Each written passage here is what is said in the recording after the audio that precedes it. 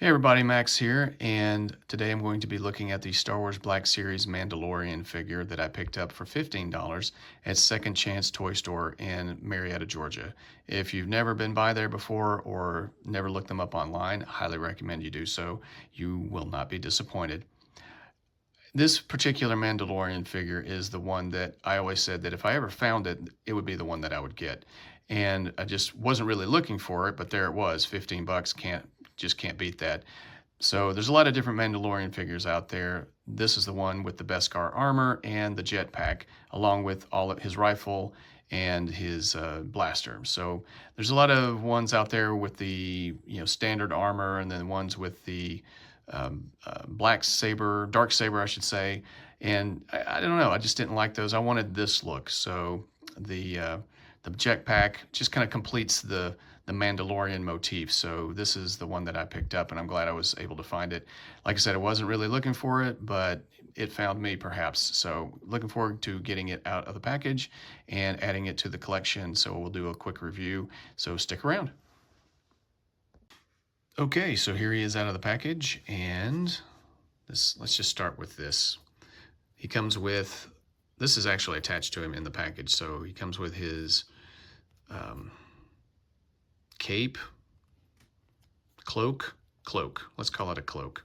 So it comes with this cloak, and it's pliable enough. It's just solid gray plastic, but it is fairly soft, and which is a good thing, and that you don't have to take the head off to get it over to attach it. So just be careful. I mean, it stretches enough to where you can get it over without much difficulty, but over time I can see right there, that seam where this molded clasp is, that could probably tear. So just be careful of that.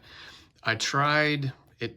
I would have liked a cloth cape because it would have flowed better. I think he does wear the cloak with the jetpack. The jetpack is under it, but it just doesn't look right. So I just decided to, if you're going to display it with the jetpack, which is the way I want to do it, it's not going to look right with this plastic cloak over his head. Maybe a little bit, you can put it off to the side, like that, but it just doesn't look right to me once I do it. So I would have liked a little more pliability. Maybe I can heat this up and mold it a little better, but I'm probably just going to stick like that. He also comes with his big disintegrator rifle. No disintegrations. So he disintegrates. When this thing disintegrates, it really disintegrates. It's probably gray plastic, molded gray plastic, painted silver, and brown. So little silver and brown paint spatter on the trigger guard, but it has a peg on the side there that you can peg it into one of the peg holes on the back so that you can have him carry it. I like the look of this weapon, so I'm glad he came with this. This is another reason why I wanted this particular version of the Mandalorian. He comes with his blaster, which I always think is cool. Looks good. The helmet does not come off. I mean, you can pop the head off, yeah, but there's no Din Djarin under there. There's no Pedro Pascal looking head sculpt underneath there. So jetpack is flat gray plastic. It looks like it was molded in separate pieces and then glued together. I think it's bright silver. It's like Beskar. So I don't know why they went with the flat gray. I think it's bright silver in the show, but it is what it is. The detail's pretty good, and I'm glad that it has portholes for blast effects. So it doesn't come with any blast effects. That would have been nice too. But if you have extras, maybe you're not using the ones from the Boba Fett, maybe they'll fit. I haven't tried it, but I probably will. It pegs, it actually has, it's pretty, it's solid and it's sturdy and it stays on there. It actually has it has the central peg and then these two side pegs so that you can display, you can mount his blaster, his rifle on either side. And they also cut a groove to accommodate the strap here so that peg, and then they put a hole in the strap so you don't have to move it to the side. But the problem is that it thins the plastic on either side, and it's already starting to show some wear, so just be careful with that. Yeah, it might eventually snap, cut, you might cut through it eventually, but I don't think it would really, it's on there pretty tight. Even if it were to snap, it would probably still maintain its shape, and you could probably work it out. So for the most part, I think they thought that through. Detail is good. Let's go ahead and just take this off so I can look at the back. A little paint rub there, but silver armor, even silver, I don't know if those are cartridges for his disintegrator, perhaps. Silver on the top, but brown on the bottom, so maybe this is, like a pouch.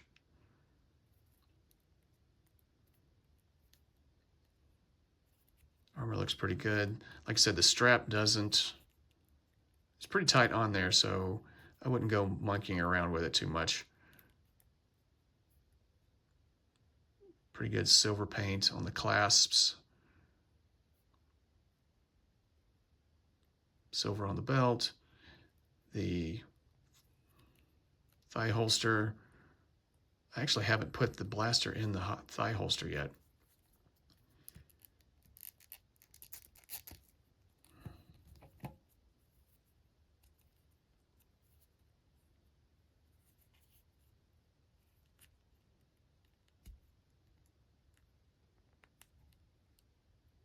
Well, I may have to work around with that a little bit. That may be as far as it goes. Nope, okay, there we go. And then a little bitty peg there that goes in there, and you can strap it down. Doesn't always stay. My Copperhead from G.I. Joe Classified has a holster like that, and it just never stays shut. So looks like he's doing some crazy dance moves. Okay, so he's got some paint on the thigh armor.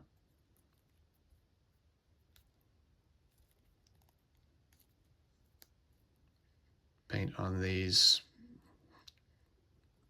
weapons, shells. Do they have shotguns in Star Wars? Lots of earth tones, browns, various shades of brown, but that is that way he looks. Even detail on the back of the helmet looks pretty good.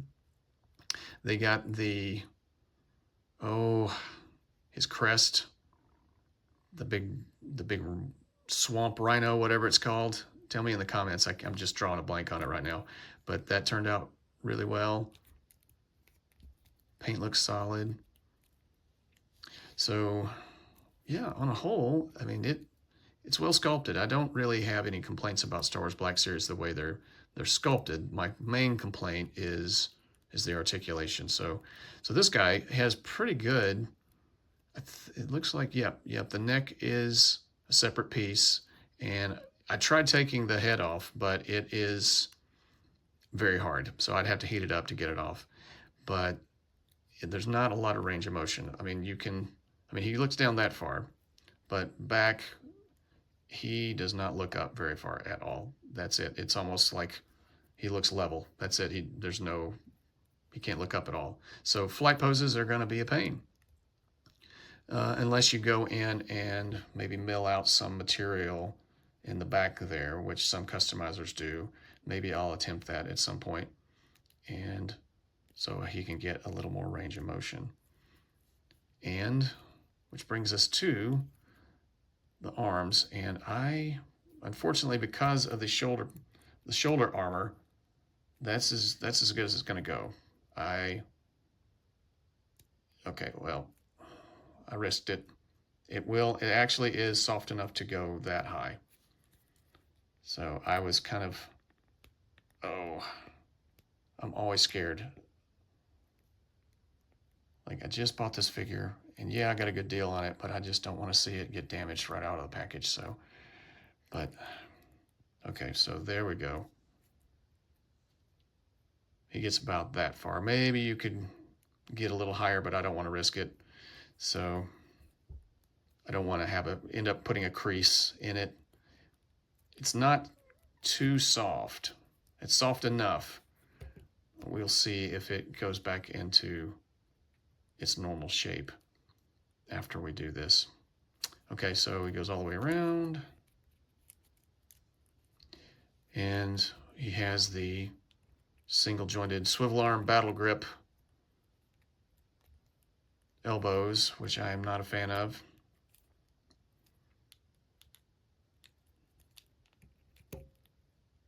So there you go. The hands are, so you have a vertical hinge hand on the right and a horizontal on the left. The paint on the fingers does not look good. I mean, they painted it all the way around, which is better than what you see in Classified. You know, Classified, they have fingerless gloves on a lot of characters, but they only paint the flesh tone on the top. And so it looks, you know, whatever color plastic is inside the hand, I just wish they would just don't paint it at all. So maybe in the series he has fingerless gloves, and so that's accurate, but the skin tone, there's already some overspray. It just doesn't look good. So I might end up stripping that off, but I know I've tried it before and it sometimes is an absolute pain. So I might try to touch it up as best I can, just to kind of make it look a little more seamless. But pretty good paint on the gauntlets. Good detail on the gauntlets. I can't complain there. The Noisy Sparrow, was that the name of his the mini missiles? That was a pretty cool weapon. Let me get the gun out before I do the split test. Okay. And so this is flexible enough to get out of the way. He goes his T-pose. His splits are that far. He does have thigh cut. Very stiff thigh cut on the left side. And this one is an older figure, so it has the double jointed pinned knees. And honestly, I'd rather have that than the single jointed rotating knees. He kicks that far.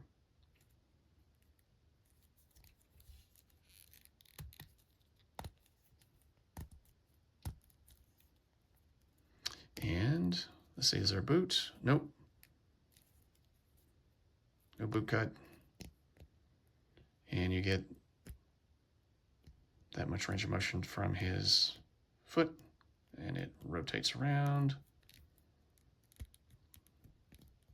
So yeah. And let's see if I can get that blaster. I haven't decided how I'm going to display him.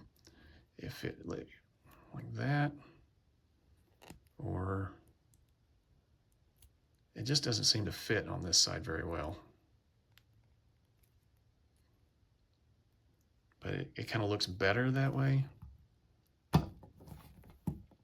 And if you had the cloak on without the jetpack, you can move it off to the side and it'd probably display well that way.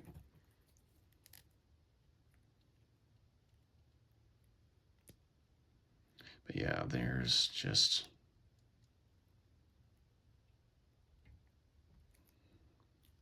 I mean, that could work too, I suppose. But on a whole,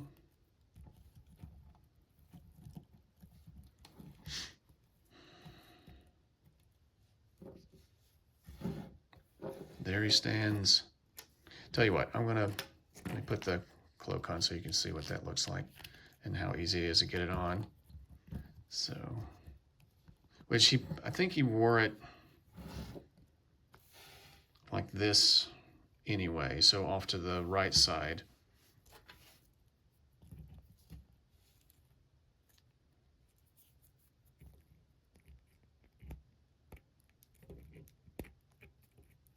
And he holds his weapons fairly well. I haven't tried the blaster yet. I'm honestly, I'm not going to try it on camera because I may destroy it. So you'll just have to use your imagination. I'm sorry. But let's see.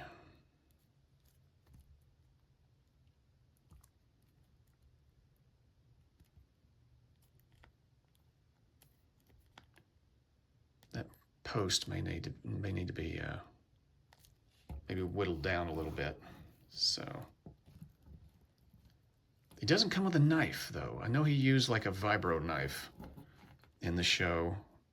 I would have liked to have seen that with this figure, because I think it went in his boot, but I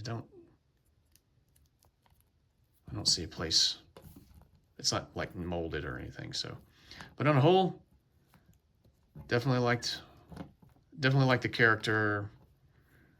Yeah, season 3 wasn't the best, but season 1 and 2 were very, very good. I really enjoyed them, and so I liked the character, and found this guy, and for $15, which I think I think that's a pretty good deal. You know, I might have paid the full price of like $25 for it. Maybe it was going for $20 when it came out, inflation and all that. So, yeah, if you can find this guy, pick him up. I enjoyed him. I'm going to give him an 8. I think this is a warp factor 8 for this figure, because it looks good. I like it. And other than the elbow joints, I like the fact that it still comes with the double jointed knees, and it looks like it just came right out of the show. Other than this not being plate silver, shiny silver, it's just this gray color, but it looks like the jetpack from the show. So there you go. Thanks for watching. If you feel so inclined, like, share, subscribe, and let me know what you think in the comments. Happy to talk to you. Okay, see you on the next one. Take care.